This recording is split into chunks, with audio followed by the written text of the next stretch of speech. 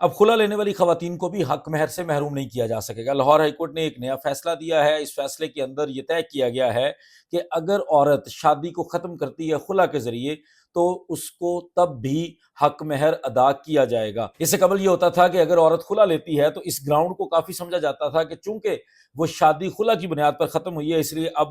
جو خاوند ہے، ہسبینڈ ہے، وہ ڈاور دینے کا، وہ حق مہر ادا کرنے کا پابند نہیں رہا۔ لیکن لاہور ہائی کورٹ کی اس ججمنٹ میں جسٹس راہیل کامران صاحب نے ان چیزوں کو بڑا کلیریفائی کیا ہے، جس کے اندر انہوں نے بتایا ہے کہ یہ دیکھنا ضروری ہے کہ خلا کی گراؤنڈز کیا ہیں۔ اگر عورت صرف اتنا کہتی ہے کہ میں خلا اس بنیاد پر لے رہی ہوں کہ مجھے اپنے ہسبینڈ کی شکل پسند نہیں ہے، تو اس بنیاد پر وہ حق مہر کا حق نہیں رکھتی۔ لیکن اگر وہ کسی ظلم کا شکار ہو رہی ہے، اگر اس کا ہسبینڈ اس کے ساتھ سلوک اچھا نہیں کر رہا، اس کے برے سلوک کی وجہ سے، اس کے ظلم کی وجہ سے اگر وہ خلا اپلائی کر رہی ہے، تو پھر اس کو حق مہر سے محروم نہیں کیا جا سکتا، وہ حق مہر اس ہسبینڈ کو ادا کرنا پڑے گا۔